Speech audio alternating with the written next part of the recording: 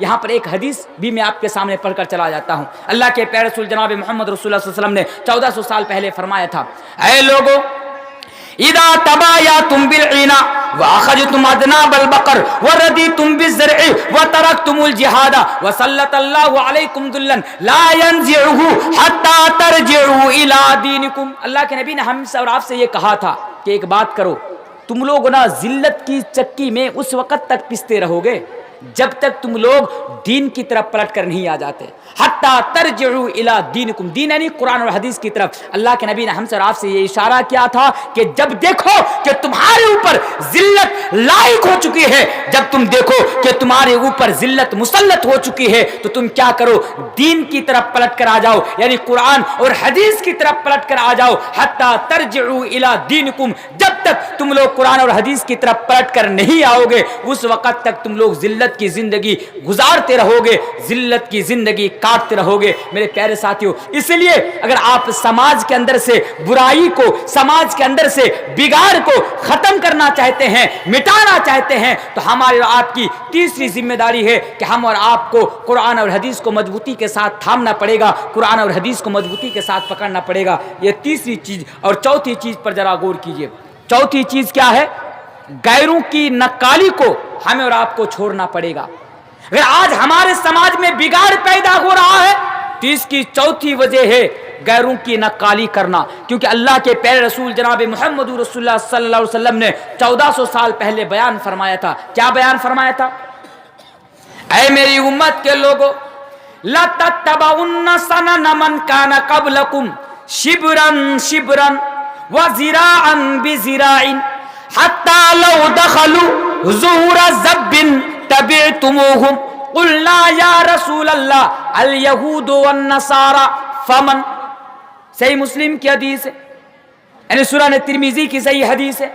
اللہ کے پیارے رسول جناب محمد رسول اللہ صلی اللہ علیہ وسلم نے فرمایا تھا, اے میری امت کے لوگوں, ایک ایسا زمانہ آئے گا کہ تم دیکھو گے کہ تم دوسروں کی نقالی کرتے ہوئے اتنے آگے بڑھ جاؤ گے, یعنی اتنا آگے بڑھ جاؤ گے کہ اگر وہ لوگ کسی جانور کے بل میں, کسی گوہ کے بل میں داخل ہو جائے, کسی گوہ کے بل میں گھس جائے, تو تم بھی اس کی اتباع کرتے ہوئے, تم بھی اس کی اطاعت کرتے ہوئے اس گوہ کے بل میں, یعنی اس جانور کے بل میں داخل ہو جاؤ گے.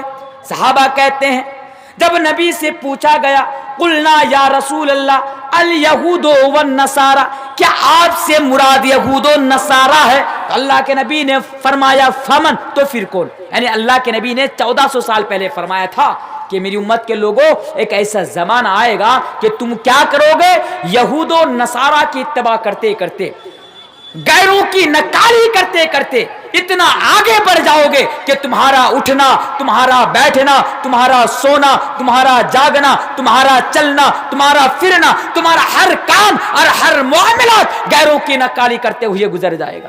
ہر کام اور ہر معاملات غیروں کی نقالی میں ہوگا. میرے پیارے ساتھیوں, نبی نے 1400 سال پہلے فرمایا تھا. اگر آج ہمارے سماج میں بگاڑ ہے تو بگاڑ کی یہ چوتھی وجہ ہے کہ آج ہم نے اور آپ نے غیروں کی نقالی کو, غیروں کی رسم و رواج کو اور غیروں کے کلچر کو آج ہم نے اور آپ نے ہمارے سماج کے اندر اور ہمارے اندر, بھائی میرے بھائیوں, ہم نے اور آپ نے جگہ دے دیے. اس لیے ضروری ہے کہ ہم اور آپ غیروں کی نقالوں کو اپنے اندر سے ہٹائیں. آج دیکھیے آج ہمارے نوجوانوں کو کیسے کیسے بال رکھتے ہیں.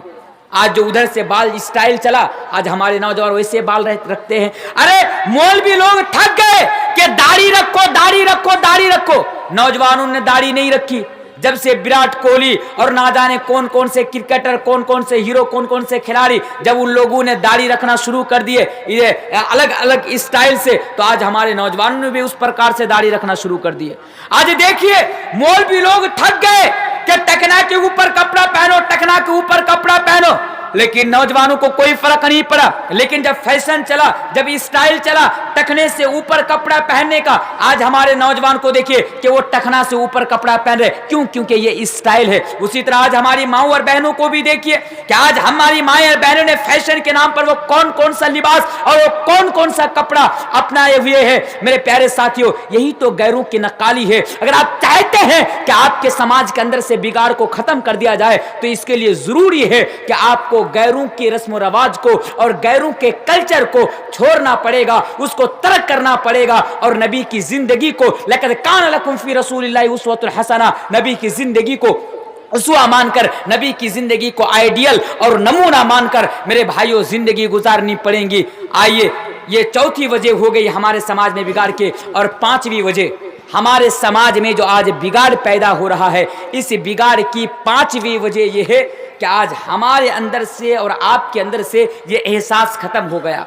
آج سماج میں رہنے والے لوگوں کے اندر سے یہ احساس ختم ہو گیا کہ کل موت آئیں گی, اور مرنے کے بعد کل قیامت کے روز ہمیں اپنے کرموں کا, ہمیں اپنے کیے کا حساب اللہ تبارک و تعالیٰ کے سامنے رکھنا ہے. یہ چیز آج ہمارے اندر سے ختم ہو گئی, یہ احساس آج ہمارے اندر سے ختم ہو گئی. اس لیے میرے بھائیوں, اگر آپ اپنے سماج سے اگر برائی کو ختم کرنا چاہتے ہیں اور خود کی اصلاح کرنا چاہتے ہیں, تو ضرور یہ ہے کہ آپ اپنے اندر یہ اصلاح پیدا کرے کہ کل قیامت کے روز مجھے اپنی زندگی کا جو میں نے جتنا بھی سال جیے دنیا میں آ کر, اتنے تمام کے تمام سالوں کا حساب مجھے کل اللہ تبارک و تعالیٰ کے سامنے رکھنا ہے, دینا ہے. اور کل قیامت کے دن میرا نامہ اعمال میرے ہاتھ میں تھاما جائے گا, میرے ہاتھ میں رکھا جائے گا. جیسا کہ اللہ تبارک و تعالیٰ قرآن کریم کے اندر ارشاد فرماتا ہے. کیا ارشاد فرماتا ہے؟ اے لوگو وَوُذِيَ الْكِتَابُ فَتَرَى الْمُجْرِمِينَ مُشْفِقِينَ مِمَّا فِيهِ وَيَقُولُونَ يَا وَيْلَتَنَا مَا لِهَذَا الْكِتَابِ لَا يُغَادِرُ صَغِيرَةً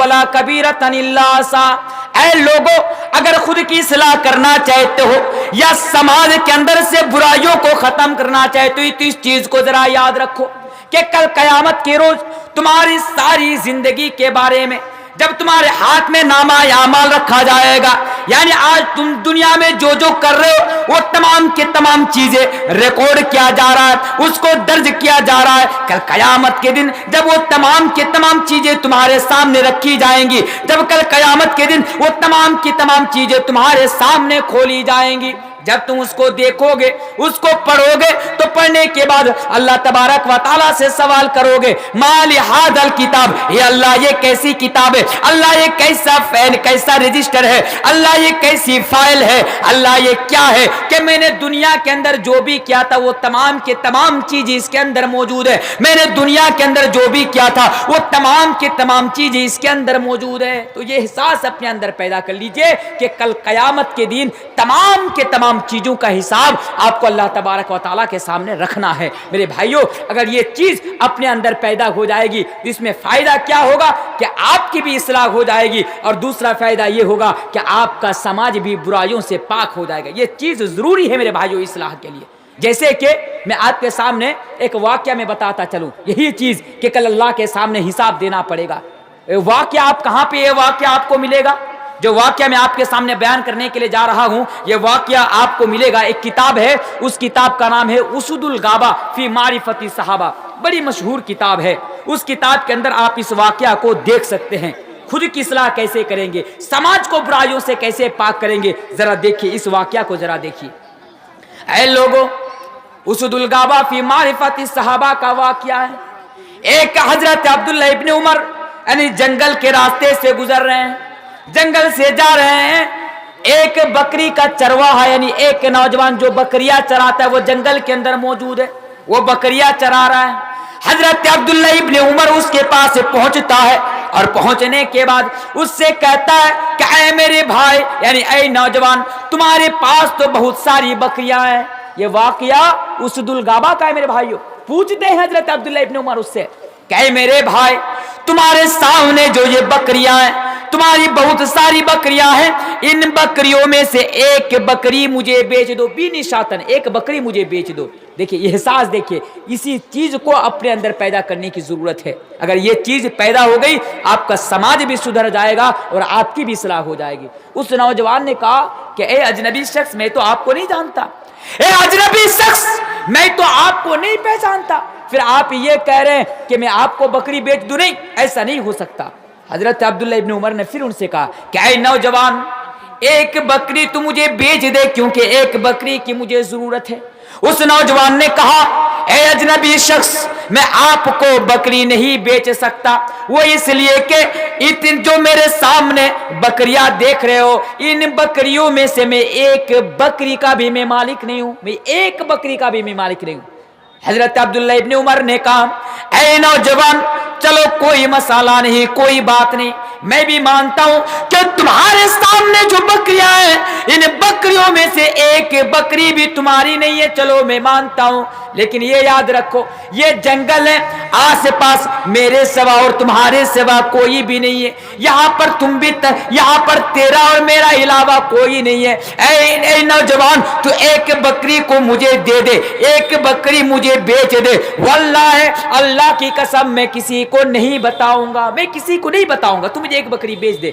उस नौजवान ने कहा कि अगर मैं एक बकरी आपको बेच दूं, अगर इतनी सारी बकरियों में से एक बकरी मैं आपको दे दूं, तो जब कल मैं घर जाऊंगा और मेरा मालिक मुझसे पूछेगा कि बताओ एक बकरी कहां चली गई, तो मैं उसको क्या जवाब दूंगा, मैं उनको क्या जवाब दूंगा। तो हजरत अब्दुल्ला इब्ने उमर उनका एग्जाम ले रहे हैं, परीक्षा ले रहे हैं, उनको बता रहे हैं अपने मालिक से ये कह देना कि जंगल में एक भेड़िया आया था, जंगल में एक दरिंदा आया था, एक भेड़िया आया था जो एक बकरी को खाकर चला गया है, ये कह देना अपने मालिक से। उस नौजवान का जवाब सुनिए, यही चीज अपने अंदर पैदा करने की जरूरत है मेरे भाइयों, यही चीज।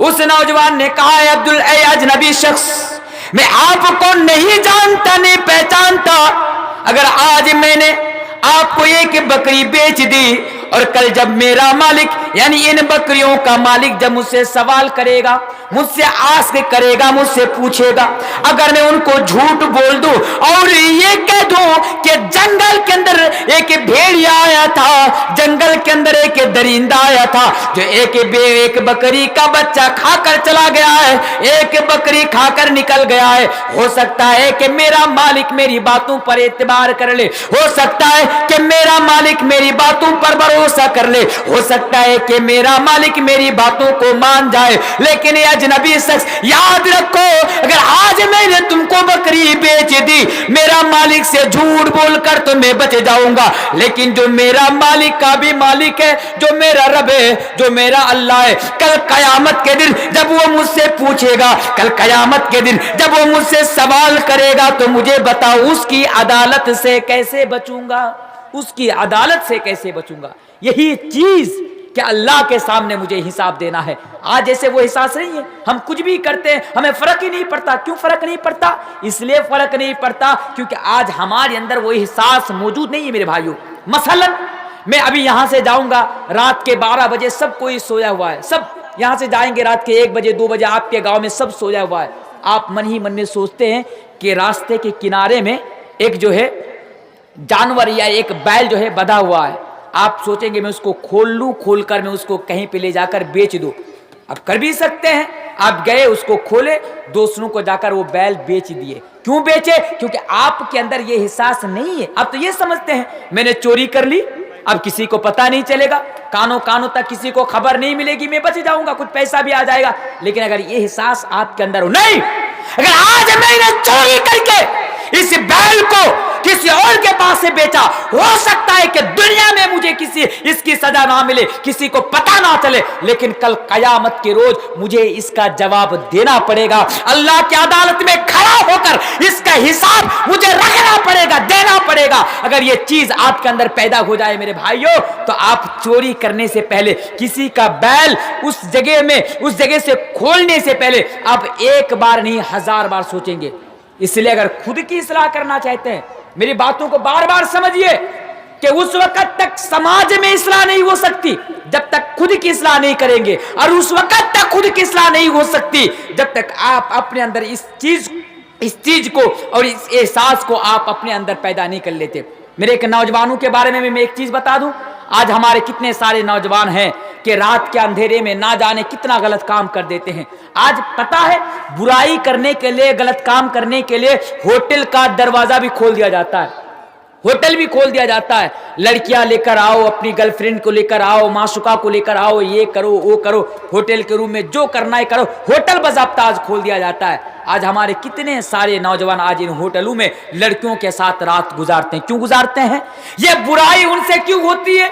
ये गलत काम उनसे क्यों होता है? इसलिए होता है कि नौजवान के अंदर ये एहसास ही नहीं है कि आज मैं होटल के रूम में, बंद कमरा में, अंधेरे में जो कर रहा हूं, कल कयामत के दिन इसके बारे में मुझे जवाब देना पड़ेगा। ये एहसास उसके अंदर नहीं है। अगर ये एहसास होता तो यकीन मानिए कोई भी नौजवान या कोई भी इंसान गलत काम के लिए आगे नहीं बढ़ाता। मेरे भाइयों, जैसा कि एक वाक्य मैं आपके सामने बताऊं, सही वाक्य है, सही हदीस का वाक्य है। एक नौजवान है, उसका नाम है हजरत मरसद रजी अल्लाह तआला अन्हु। हजरत मरसद एक मर्तबा रात को उनका काम है मुसलमान जो दुश्मनों के हाथ कैद होते उनको छुड़ा कर लेकर जाते। एक दिन रास्ते से गुजर रहे, मुसलमानों को कैद से आजाद करके रास्ते से जा रहे। सही हदीस है मेरे भाइयों, सही वाकया है। एक लड़की है, उस लड़की का नाम है अनाक। हदीस की किताबों में उस लड़की का नाम है अनाक। जरा इस वाकया को देखिए और जो चीज मैं आपको समझाना चाहता हूं उस चीज को जरा समझिए। रात के लगभग 12 बजे, कोई नहीं है, चारों तरफ सिर्फ सन्नाटा ही सन्नाटा है। चारों तरफ सन्नाटा है, ना कोई पूछने वाला है, ना कोई देखने वाला है, ना कोई रोकने वाला है, ना कोई टोकने वाला है, कोई नहीं। सब अपने अपने घर में सब सोया हुआ है। ये रात को जा रहा है, चांदनी रात है। घर के अंदर से एक लड़की जो उसकी माशुका हुआ करती थी, यानी इस्लाम लाने से पहले, मरसद पहले जो मुसलमान नहीं थे तब इस्लाम लाने से पहले उसकी गर्लफ्रेंड और उसकी माशुका हुआ करती थी, वो अनाक। तो अनाक ने देखा कि हजरत मरसद रास्ते से आ रहा है। बाहर निकली, बाहर निकलने के बाद मरसद को बुलाती है, ऐ मरसद आ जाओ, चांदनी रात है, ऐ मरसद आ जाओ, मेरे साथ जो करना चाहो कर लो। आज घर में भी कोई नहीं, मैं तन्हा हूं और कोई देखने वाला भी नहीं, कोई रोकने वाला भी नहीं, कोई टोकने वाला भी नहीं। ए मरसद आ जाओ, हम दोनों मिलकर रात में बड़ा एंजॉय करेंगे, बड़ी मस्ती करेंगे। मरसद को दावत दे रहे, एक लड़की खुद दावत दे रही है हजरत मरसद को कि मरसद आ जाओ, आज की रात हम लोग मस्ती में और एंजॉय करते हुए गुजार देते हैं। मरसद ने कहा कि नहीं, ऐ अनाक, तू मुझे दावत गुनाह दे रही है, तू मुझे अपने पास बुला रही है। नहीं, मैं तुम्हारे पास नहीं जा सकता। अनाक ने कहा, मरसद डर क्यों रहे हो? अरे कोई देखने वाला नहीं है, कोई पूछने वाला भी नहीं है, चांदनी रात है, घर भी खाली है, घर में भी कोई नहीं। ऐ मरसद आ जाओ, ऐ मरसद आ जाओ, कुछ नहीं होगा। मरसद को बार बार अनाक दावत गुनाह दे रही है। मरसद को अपने पास वो औरत, वो अनाक बुला रही है, बार बार बुला रही है। मरसद ने कहा, नहीं, ऐ अनाक, मैं तुम्हारे पास नहीं जा सकता। हो सकता हो कि दुनिया में मैं लोगों की निगाहों से, हो सकता हो कि दुनिया में मैं लोगों की नजर से बच जाऊं, लेकिन अगर आज मैंने तुम्हारे साथ ये गलत काम कर दिया, अगर आज मैंने मस्ती करते हुए, एंजॉय करते हुए तुम्हारे साथ मैंने रात गुजार दी, तो याद रखो कल कयामत के दिन इसके बारे में मुझसे सवाल किया जाएगा। कल कयामत के दिन इसके बारे में मुझसे पूछा जाएगा और कल कयामत के दिन अल्लाह को इसका जवाब देना पड़ेगा। अल्लाह तबारक व तआला को इसका जवाब देना पड़ेगा। इसलिए ऐ अनाक, मैं तुम्हारे साथ गलत काम नहीं कर सकता। तो देखिए, रात के 12 बजे, मसला समझिए, रात के 12 बजे एक लड़की दावत गुनाह दे रही है, खूबसूरत सी लड़की है, लेकिन एक आदमी, एक मुसलमान गुनाह से बच रहा है। क्यों बच रहा है? क्योंकि उनके अंदर ये एहसास है, ये एहसास है कि अगर आज मैंने अनाक के साथ ये गलत काम कर दिया तो कल कयामत के रोज इसके बारे में मुझे जवाब देना पड़ेगा। मेरे भाइयों, इसी चीज को तो मैं आप लोगों को समझाना चाहता हूं। खुद की इस्लाह करना चाहते हैं तो इस चीज को अपने अंदर पैदा कर लीजिए। हजारों ऐसे वाकयात पड़े हुए हैं। माँ बेटी से कहती है, बेटी जा दूध में पानी मिला ले। बेटी कहती है, नहीं माँ, मैं दूध में पानी नहीं मिला सकती। माँ पूछती है, बेटी क्यों? अगर दूध में पानी मिलाएंगी तो क्या होगा? बेटी कहती है, माँ यह अमीरुल मोमिनीन हजरत उमर फारूक का कानून है और उनका यह हुक्म है कि अगर आज के बाद कोई भी इंसान दूध में पानी मिलाता हुआ नजर आएगा तो वो सदा का मुस्तहिक बनेगा, वो सदा का हकदार होगा। माँ आप मुझे दूध में पानी मिलाने के लिए कह रहे हैं, मैं दूध में पानी नहीं मिलाऊंगी। आज भी कितने मुसलमान हैं जिनकी चाय की दुकान है, دیکھیے گا جب وہ چائے بیچتے ہیں تو دودھ میں پانی کی ملاوٹ کرتے ہیں، پانی ملا دیتے ہیں۔ ان سے پوچھئے جناب کیا آپ کے دودھ میں پانی ہے؟ تو اللہ کی قسم کھا کر کہے گا نہیں نہیں نہیں نہیں، اللہ کی قسم کھا کر کہتا ہوں دودھ میں ذرہ برابر بھی پانی نہیں ہے۔ لیکن جب چائے پیجیے گا تو پتہ یہ چلے گا کہ دودھ کم ہے پانی زیادہ ہے۔ کیوں یہ احساس کیوں ایسا کیوں کرتا ہے؟ چپکے سے کرتا ہے۔ کیوں؟ کیونکہ ان کے اندر یہ احساس نہیں ہے کہ آج میں دودھ میں پانی کی ملاوٹ کر رہا ہوں، آج میں دودھ میں پانی ملا رہا ہوں، کل قیامت کے دن اس کے بارے میں مجھ سے پوچھا جائے گا تو مجھے جواب دے۔ یہ احساس نہیں۔ اگر یہ احساس ہوتا، اگر یہ چیز ان کے اندر موجود ہوتی تو میرے بھائیوں یہ بھی انسان گناہ سے بچ جاتا، جس طرح کہ یہ لڑکی گناہ سے بچ رہی ہے۔ بیٹی نے کہا ماں نہیں، میں دودھ میں پانی نہیں ملا سکتی، یا امیر المومنین حضرت عمر فاروق کا یہ حکم ہے۔ ماں کہتی ہے ارے بیٹی رات کے 12 بجے عمر کو تھوڑی نہ پتا چلے گا، اس کو تھوڑی نہ پتا چلے گا، جا دودھ میں پانی ملا لے۔ بیٹی جواب دیتی ہے میری ماں اگر آج میں نے دودھ میں پانی ملا دیا، اگر آج میں نے دودھ کے اندر پانی کی ملاوٹ کر دی، ہو سکتا ہے کہ میں امیر المومنین حضرت عمر کی نظروں سے بچ جاؤں، ان کی آنکھوں سے بچ جاؤں، ان کی سزا سے بچ جاؤں، لیکن اے میری ماں کل قیامت کے روز جب اللہ کی عدالت میں مجھ سے سوال کیا جائے گا، کل قیامت کے روز اللہ کی عدالت میں جب مجھ سے پوچھا جائے گا میری ماں بتاؤ میں اللہ کے سامنے کیسے جواب دوں گی، میں اللہ کے سامنے اس کا حساب کیسے دوں گی؟ یہی چیز ہے میرے بھائیوں، اپنے اندر پیدا کر لیجئے۔